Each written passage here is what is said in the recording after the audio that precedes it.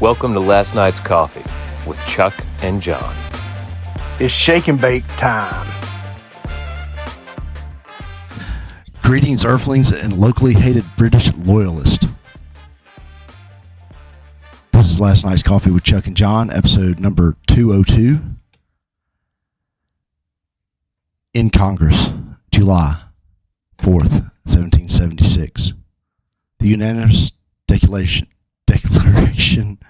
of the 13 United States of America. When in the course of human events it becomes necessary for one people to dissolve the political bands which have connected them with another, and to assume among the powers of the earth the separate and equal station to which laws of nature and of nature's God entitle them, a decent respect to the opinions of mankind requires that they should declare the causes which impel them to the separation.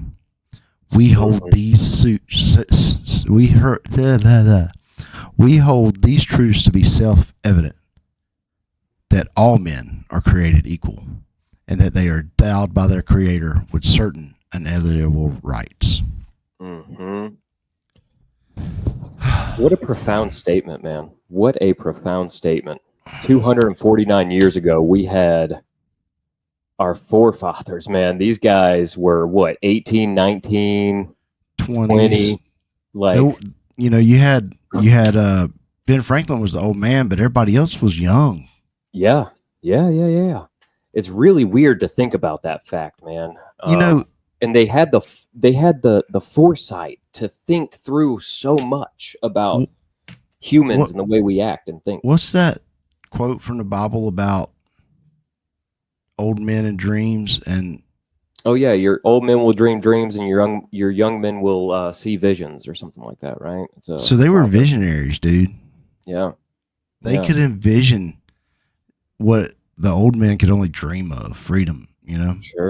Sure. That's crazy to think about, right? That you know, that's got me, and I've been thinking about this thing too the other day, and it kind of goes along with 4th of July, kind of not, kind of the same thing, but what's up? You look at Leonard Skinner. Mm-hmm. And Freebird. Mm-hmm. You know, Ronnie wrote that song when he was like 17 or 18. Sure. Then you look at some of the stuff that Alice in Chains wrote. It just blows my mind that young people sometimes, older people give young people so much grief, but because I think they forget that they've been young. Right. And then you look at that Bible verse that we just talked about, and it's like, look what young people got. Young people got us to where we're at now, is what I'm saying. Sure. I think we need to do a better job as a society, though, of like gaining the wisdom of our elders. You know what I'm saying? Like in a lot of other cultures, not in ours, but in a lot of other cultures, like the old people are kind of where you gather your wisdom from. Like they're very highly respected. They're not necessarily put in leadership positions like we do. We put them all in politics. All the old farts are in politics. Like there's very few young people in politics nowadays. It's just crazy to me. Tomorrow by Silverchair. Tomorrow? Yeah. Anyway. It's a good one. So yeah, he wrote Tomorrow when he was 16. Oh my gosh. That's crazy. No, he was 14 or 15 when he wrote it. He was 16 when Frog Stomp was released. Good grief. You know? Good grief. And I know it's not, I mean, he didn't start a country or anything. Right. But man, sometimes you just can't sleep on youth. Right. Absolutely. Absolutely. Is what I'm getting at. That's why man, we should be investing in our youth so much. You're coming off your second week of vacation. Yeah, dude. Hope you guys like that. Hope the people like that new intro we put out. Yeah. There, yeah. John's been working on the show. It's shake and bake time. You can tell Mr. Bennett, Ricky Bobby's my best friend, and it's shake and bake time. Help me, Tom Damn Cruise. the torpedoes. I'm on fire. So yeah, man, I've been struggling all week because I've been doing it by myself. But I know. I'm coming off this vacation though. We are recording late today, unfortunately, because you needed 3 more hours of vacation. Yeah, pretty much, man. We took a little trip down to the wild animal safari down in Pine Mountain, Georgia, which is beautiful. I highly recommend it to everybody. We saw, thousands of animals, dude. Thousands of animals. Literally, we saw everything. We saw wildebeests. We saw bison. We saw camels. We saw axis deer, we saw antelope, we saw lions, we saw black bear, we saw tigers, white tigers, sloths, capybaras, kangaroos, like you name it, it's all down there at this wild animal safari, dude, and it's really, really cool. It's really, really cool. We I would highly recommend renting one of their trucks to go through the safari. Anybody who decides to go down there, but it was worth it, man. We got a big bag of feed, and Liam, poor Liam, he got stung by a sea urchin while we were down in the Virgin Islands on his middle finger. We go to this wild animal safari, and a zebra bites the same finger. So he's literally, the poor guy has been stung by a sea urchin and now bitten by a zebra on the same finger in about a week's time, just over a week's time. It's kind of crazy. That's an exciting summer, though, right? Like, if you can go back and be like, I got stung by a sea urchin and bit by a zebra. Oh, dude, that's the summer that he'll never forget. Right?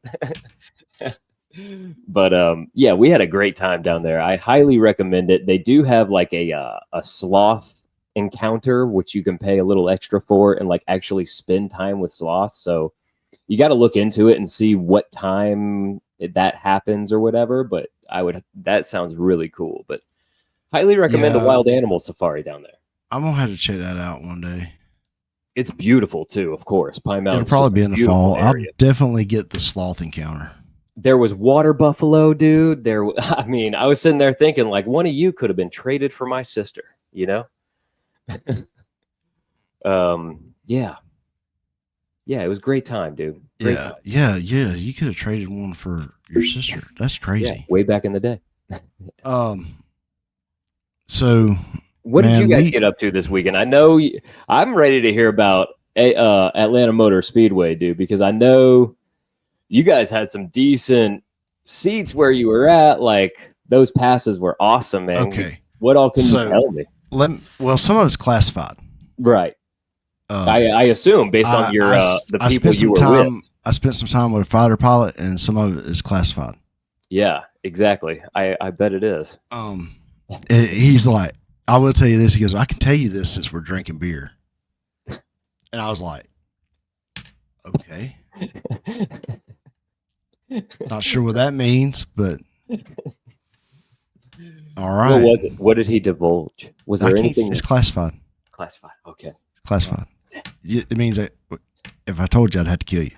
Well, what if you had a beer? I mean, if I had a beer, I might talk about it, but okay. You know, so you got to hang out with fighter pilots and watch the race. Two fighter pilots and a guy that used to own a marina in Panama City is what I was hanging out with Friday night. That's insane. What a that was a weird collection of people. I'm just riding Charlie's coattails, man. Just riding Charlie's coattails. He got you the pass? Yeah, through Chip. You know, that's awesome. We started out Friday. We went down in the pits. So we had garage pit passes for the race. Mm-hmm. And we went down there. We had a good time, man. I got to walk through the garage, which is something I've wanted to do forever. Have you ever done it before? I have walked through the Xfinity garage one time, but it's because I snuck in. Yeah. Okay. So I got to do that.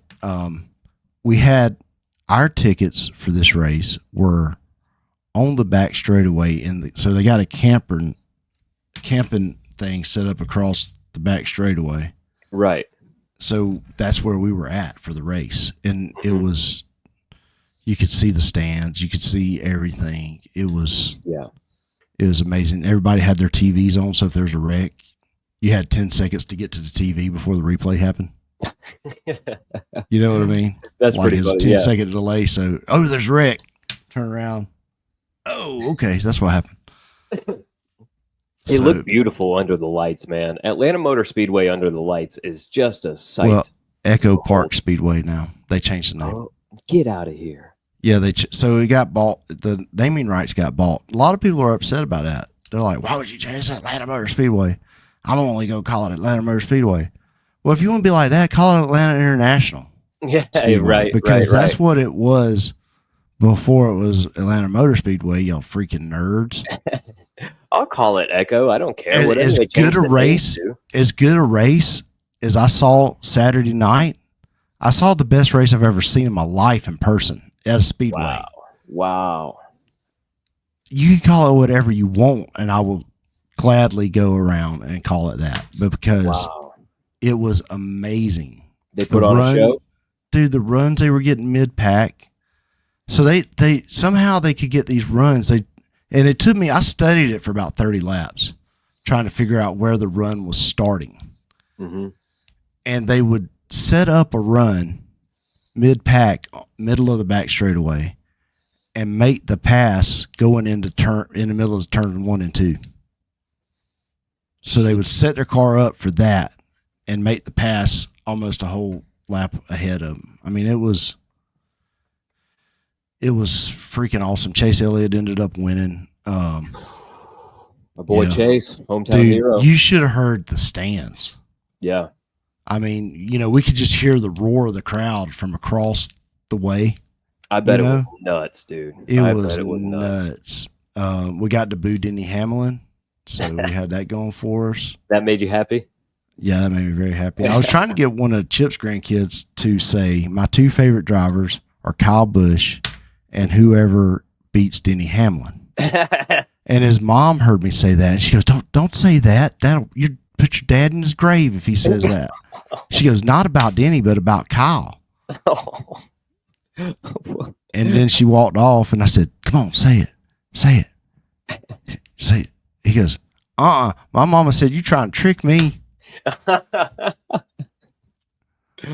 That's hilarious, dude. That's hilarious. I'm glad you got to root against Denny Hamlin, though. Yeah, and then he crashed, so that made it, even better. Really, one of my favorite baseball games I ever went to was against the Braves were playing the Giants, the San Francisco Giants, and Barry Bonds was playing, and so you got to boo him, with the steroid use. So it was one of the best baseball games I've ever been to. There's something fun about heckling someone when they deserve it. Yeah. I don't like to heckle just to heckle, but like Barry Bonds, you deserve it. Well, anybody that play in the Braves deserves it. Yeah, true. They deserve what they get for coming to our stadium. Yeah, that's right, man. That's right.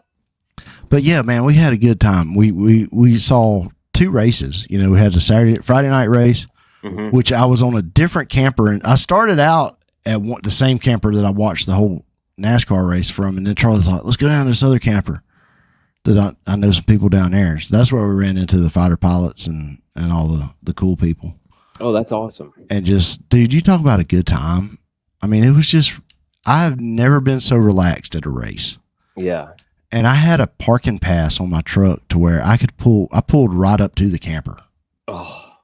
So, no walking, wore flip-flops.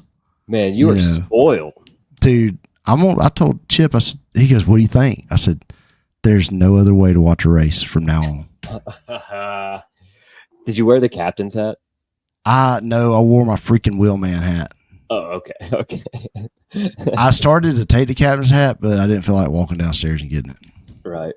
I got you. I was just wondering if you were letting those guys know out there, letting the drivers know. I started to. Charlie's not a fan of the captain's hat yet. He'll come around. So, he'll come around. You need to get him a first mate hat. I'd get him the Gilligan hat. The Gilligan hat, yeah. He'll start coming around, dude. Yeah. So, but yeah, we had a great time. I'm ready to go back. Big shout out to Speed U. All the Speed U students that I met this weekend are awesome kids. Yeah. Jackson, Seth, the Harbinson kids. They're just great kids, man. That's good news, man. Really, really enjoyed it. Really, really cool people. Cool. Shout out Speed you, dude. You got spoiled at the track. Yeah, I was the poor guy. Yeah. I was like, please don't ask me what I do. Yeah. Did they ever? No. Did you have to matter. I mean, no, it wouldn't matter, right? But I don't know, man. Being a mechanic, those fighter pilots would probably talk to you forever. Even the Marina guy would probably talk to you forever. Yeah, the Marina guy's a racer too. So I mean, there was a lightning delay, and man, we sat out there and bench raced for an hour. Oh, really? Yeah. So that sucks. Bench racing's fun. Oh, it is? Yes, it's when you're waiting, and you're just sharing racing stories. Oh, I got you. Yeah, So that was a blast. But I'm ready to go back, man. I tell you what, I've never had so much fun. I've seen Earnhardt win races. I've seen I've seen Jeff Gordon win his first championship. Wow. I saw Kevin Harvick get his first win 3 races after Earnhardt was killed. Wow. I saw Carl Edwards get his first win. I saw Jeff Bodine set the track record in qualifying. I saw Ryan Newman almost break that track record a few years later. I saw the 3 wide finish from a couple years ago, but nothing was like this race. Wow. So, and dude, I was just sitting there enjoying it, just taking it all in, going, man, this is freaking weird. We're 100,000 people sitting here just watching cars go around in a circle. That is kind of weird when you look at it that way. And we're loving it. We're loving every second of it. Yeah. And dude, these guys I was enjoying the rumble. Like, if you sent me a couple of videos, and I was just like, I could almost feel the rumble in my chest from the video, man. It was pretty cool. Yeah. We had a big military cargo plane, a C-180, is that what it's called? Yeah, I think so. I think that's the big one. That did the flyover. Nice. Out of Warner Robins or something? Where was that out of? Yeah. Yeah. One of my friends had his flight radar up. He goes, oh, it's going to be a C-180 for the flyover. I'm like, how do you know this? He goes, because it's circling. It's right now. It's over Locust Grove, just doing loops. No, wait. Circles. Yeah. Yeah. Oh, cool, man. That's awesome. That was kind of funny.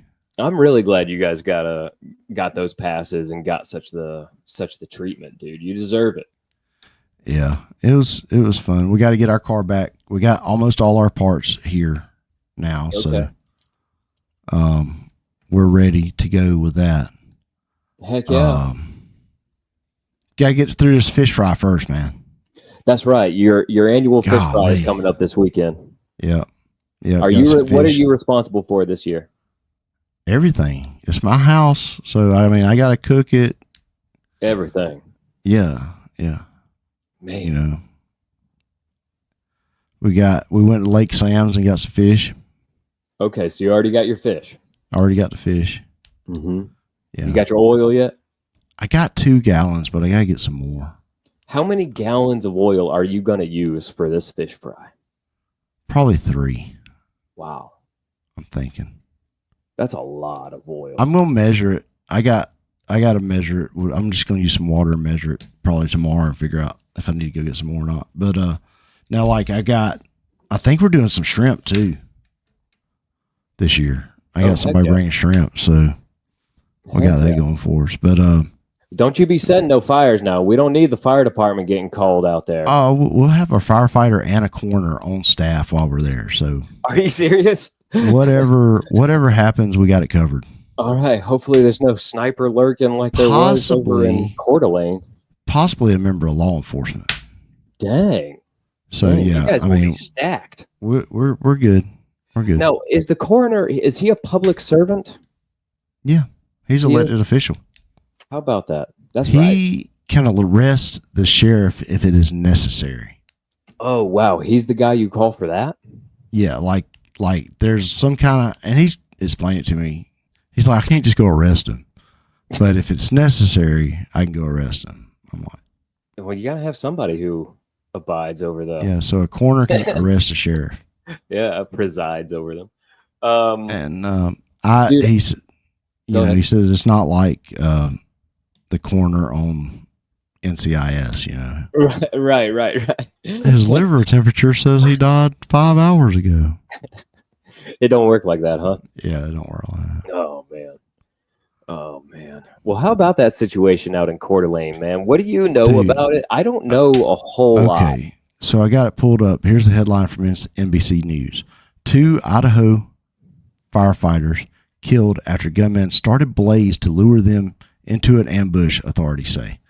So, to take you into my universe a little bit, from what I understand, you know that that mountain that Dan Cummins talks about going and hiking on a lot? Yeah, the Suckmaster himself. Yeah. That was where they set the fire. It was in Coeur d'Alene. The guy set the fire to get them up there. I think 11 people ended up getting shot. I mean, he just opened up on them. No way. Two killed and 1 in serious condition. But 11 total. That's what they were saying last night. Now it's unclear as to what all that, but so they said they have found the shooter and he was deceased when they got there. Yes. But I don't know if it was self-inflicted or if one of them jokers, because the sheriff up there said, if you get the shot, take it. Ooh. He didn't say it specifically to anybody. He said, if you get the shot, take it. Yeah. So, Wow. It seems crazy to me to want to just pick off firefighters, right? I thought for the most part firefighters were pretty well respected members of the community. Maybe I don't know what this guy's thing against firefighters was. I mean, the firefighters, dude, that's just mean. Right? That's just a mean, evil bone in your body. Yeah, I thought we all pretty much respected firefighters. Like they're all good dudes. Like we want them to be there and do their jobs. You know, Paul's a volunteer down in Upson County, so they only have volunteer firefighters in Upson. They got city of Thomaston, but in the county, it's only volunteer. Wow. He said they've had guns pulled on them before going on property to put out a wildfire. No, get out of here. Yeah. The people would rather their property burn? They don't want them on there, man. Man. You know, it's not like those guys are trying to get all up in your stuff, dude. They're trying to fight fires. Let me put you a scenario of part of county he's in. He's in the mountain. He's in the mountains right there around Camp Thunder. Okay. It's different. Yeah. Yeah. Those are some hill folk. Yeah, hill folk. Those are some hill folk. That's just crazy, man. I've never heard of something like this. Not since I never can think of any time someone's just targeted first responders like this. You know what I'm saying? No, I have not. And they said they found his firearm nearby him. So I don't know what's nearby. Is that in his hand or 15 feet away? Yeah.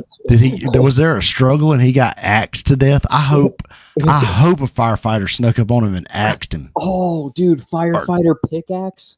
Yeah. Oh, man. Or one of those really long poles. You know what I'm saying? Just dude, use it like a Roman spear. Oh. Or javelin that thing. I hope they javelin that thing all the way through him. Oh. Yeah, that was they still hadn't released the name of the shooter. I read it earlier. It was Wes something. Oh, okay. I had found it in an article earlier. I want to say his first name was Wes. This one I'm reading don't have the name in it. This one will come out the 30th. That's today, right? This come out at 6 o'clock this morning. Yeah. Okay. They released his name now. It's Wes something. I can't remember. It sounded like a weird name, you know. Rowley? Something Rowley. Wes Rowley. There you go. Wes Rowley. Okay. That don't sound very jihadist. No.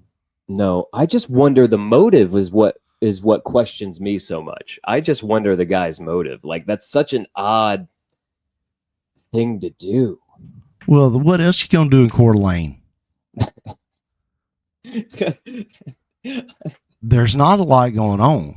Dude, I can probably think of about 15,000 things I could do that are better than killing firefighters. Maybe he's already done all that and he was bored. After 38 years in Coeur d'Alene, Idaho, he has reached the next fun thing to do. He's like, well, set wildfires and kill firefighters. Like he had this bucket list that he was going over, and then he's like, well, I already met Dan Cummins, so I guess this is next. Let's light the fires and shoot the fighters. You know what I'm saying? Yeah. Is our videos on Spotify? Yes, sir. Yeah, man. Cool. People can watch our video on Spotify. Yep. All right. We're right there. I'm glad you've researched that. We're right there with Rogan and Drinking Bros. We actually were putting our videos up there way before Drinking Bros. Yeah, I know. That's before awesome. Drinking Bros. And they got a contract. Most people. We had videos up on there way before Theo, Bad Friends, any of those big cost. Well, where's our freaking contract, dude? Spotify. If you're listening, look, we are a real podcast in the grassroots form of original podcasting. 203. Come on. Dude, 203? Yeah. No, 203. Yeah. You said 202 at the beginning, but it's fine. I lost count. It'd be like that when we're professional podcasters. I had people text me like, where's 201 at? I'm like, I had one person ask me, shout out Andy. I had one guy ask me about 201. It's out there. It's out there. It's out there. It's somewhere. It's out there in the cloud. It's somewhere. It's forming. It's forming. Yeah, it's forming. Just a formation out there. Yeah. One day it'll drop somewhere randomly. That's right. That's right. Chuck, are you ready for a quick ad break, brother? Yeah, let's get this ad break in. Thanks for sticking with us through this ad break, guys. I'm here to tell you about one of our sponsors, Eileen Ayers with Bush Realty. You can check her out at movingcoweta.com for all of your real estate needs in the metro Atlanta area. That's movingcoweta.com. Eileen Ayers with Bush Realty. Now back to the show.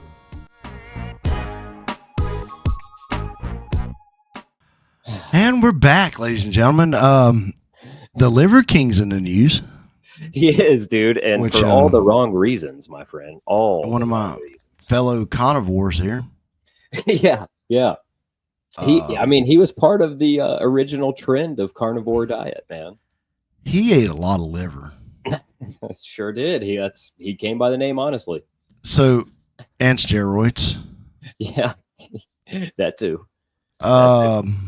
Liver King arrested for terroristic threat against Joe Rogan. Yeah. All right, so I'm sure everybody's seen the video that cares by now. Mm-hmm.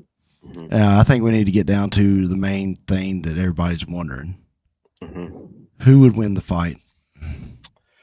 I'm calling it right now, Rogan. Rogan's literally been training his whole life for something similar, for a situation similar to that. Well, I mean, what is Liver King? I know he's known for like peeing in his beard and like doing all this all natural stuff. Like, yeah, like, well, but see, here's my thing. That's not. There's tough, and then there's guys who have trained their entire lives for fighting. Right. But there's desperate.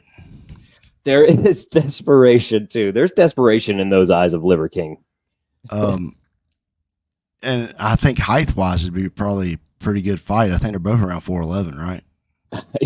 Yeah, I'd say they're both pretty close to legal midget size. I think I'm taller than 200 pounds.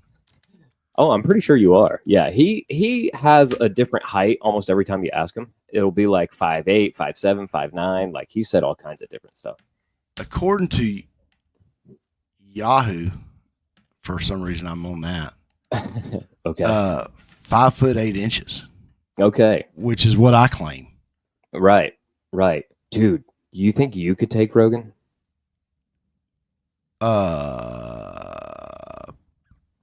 No.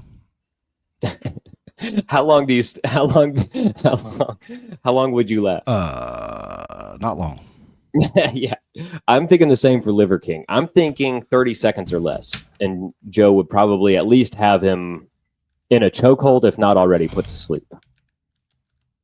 Yeah. That'd be my I think he'd hit him with one of them vicious kicks. Now, Liver King stands approximately 5'7". Ooh. Now, I got So, Liver Joe, King.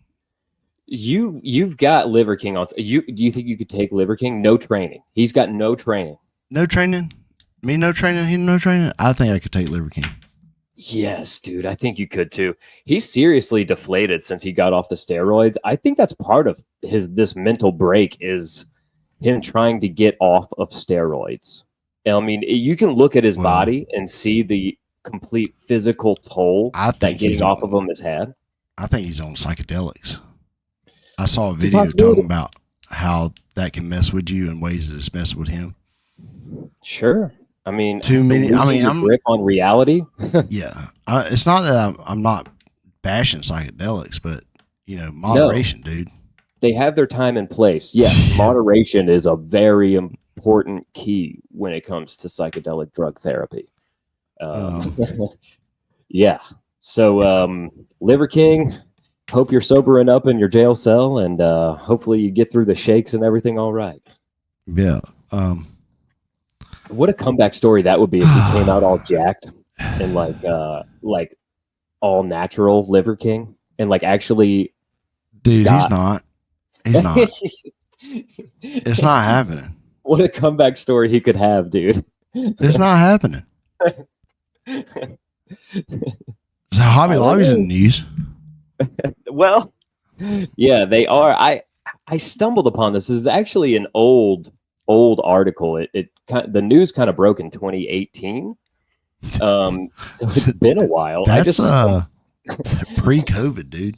Yeah, I just stumbled upon this. Here we go. I'm going to read you the Google synopsis of the Hobby Lobby controversy. Okay. Hobby Lobby, the arts and crafts chain, was involved in a smuggling scandal where thousands of ancient artifacts were illegally shipped to the U.S. and delivered to the company. The artifacts were falsely labeled as tile samples, and authorities say were looted from Iraq and Egypt. And most of this happened during the Iraq War. They were smuggling artifacts, like literally paying looters to smuggle artifacts back for them during the Iraq War. It's kind of crazy, man, because I'm sure, as most people know, Hobby Lobby is very adamant on their Christian values and being holding certain values high. And you would think honesty would be one. Yeah. Now, also, one thing is true about Christians, and they like their ancient religious artifacts. If the Vatican has not made that evident by now, I don't get it. I don't either. I don't have that sort of I'm not going to get on the black market and look for, religious artifacts. Like, no. I'd like black market race car parts. I'm sure you would. Just saying. Yeah. Anybody out there? But Hobby Lobby smuggling ancient artifacts back from Iraq and Egypt and that area. How do you feel about that, dude? Good on them. You want to hear the settlement? Here it is. Hobby Lobby agreed to return the artifacts and pay a $3 million fine. That was okay. Wait, in May of 2018, 3,800 items were returned to Iraq. Listen to this. In March of 2020, Hobby Lobby agreed to return an additional 11,500 items to Iraq and Egypt. Look, now, we know that Iraq stole them from somewhere. Yeah, it's possible. There were a lot of ancient sites in Iraq too, but it is very possible that those were stolen and brought to Iraq as well. But almost 15,000 relics, basically, they were smuggling. You know who does not approve of this? Who? Indiana Jones does not approve of this. No, that stuff should be in a museum. It kind of reminds you of like the end scenes, right? Where like the US government locks it up in the vault of the Smithsonian, right? Like I wonder if Hobby Lobby has one of those vaults just slam full of artifacts, dude. Guaranteed it didn't go back. You think they've got mercenaries out there just collecting them for them? Dude, could you imagine this Liver King looking Joker walking around out there in the desert looking for artifacts? That's the giant that all the Marines report seeing, the red-haired giant. That's the red-haired giant. Maybe they were trying to find the red hair. That was Afghanistan. That's right. That was Afghanistan. That's all. Maybe it's Josh Gates is actually doing it. Josh Gates, who's that? He's the guy on Discovery Channel. The what's his name of his show? Expedition Unknown. Yeah. I was about to say I've seen. Maybe that's a cover for him stealing stuff for Hobby Lobby. I could totally see it, man. I could totally see it. You know, media outlets are used for that type of thing constantly, for sure. I just thought it was an outrageous story, man, and I just had to talk about it on the show because I couldn't believe it. I couldn't believe what I was reading. Yeah, I think I had a ghost sighting last night at work. Oh, no way. Yeah, there was something that was watching me. Now, I saw was it like an apparition or like a blob? Like, what were you seeing? Full. If I could have seen the whole thing, it would have been like a full body app. A what? Full body apparition. Oh, so it had the shape and form of a human? I rolled out from under a truck changing oil in my bay, and caught it out of the corner of my eyes over there by the women's bathroom going towards the computer, whatever it was. I had chicken skin. Yeah, I don't doubt big it. Time. I was ready to go home. Were you by yourself at the time? Nobody else in the building? Yes. I've been by myself most of the week because they come in so late.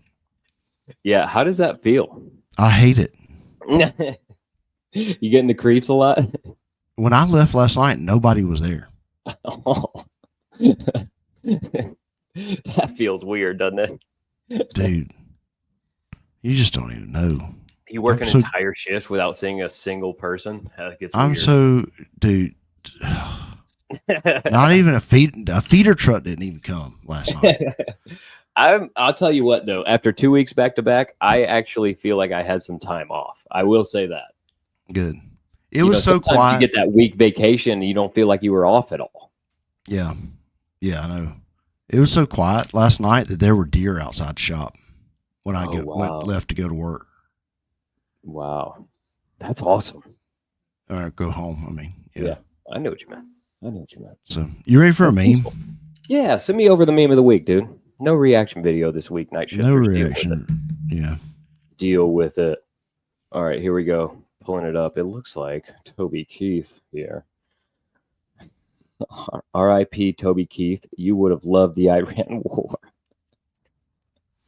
Dude, so true. So true. They're not wrong. Put a boot in their butt. It's the Israeli way. I mean, I don't know. Why did Charlie set a timer on my freaking Traeger? My steaks are going to be burnt. He set the timer instead of the probe.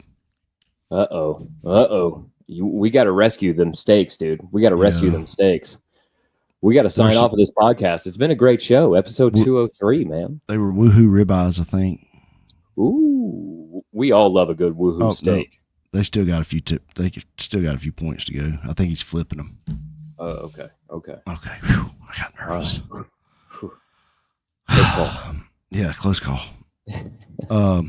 Everything, man. It's been a good week. I hope everybody has a good 4th of July.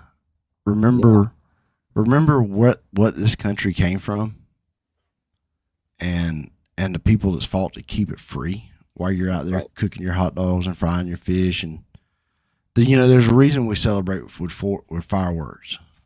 What is the reason? Because It reminds us of the Star Spangled Banner. Mm-hmm. You know, it was originally written as a poem. Sure. And the writer was watching.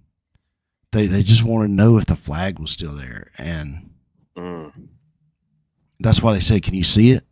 Can you see? Oh, can you see the flag?" Wow. That's what "Oh Say, Can You See?" Mm-hmm. That's where that line comes from. They wanted to know if they could see the flag, and the only time they could see it is when the mortars exploded. So when the mortars would explode, they could see the flag. Right. It would It light was up. still there. And that's why we celebrate with fireworks. So be careful. Start with 10 fingers, end with 10 fingers. That's the goal. Right. Don't burn down any house. Make sure you don't aim your fireworks towards your truck that you got them in the back of. That's right. And don't go chasing waterfalls. Stick to the rivers and the lakes that you're used to.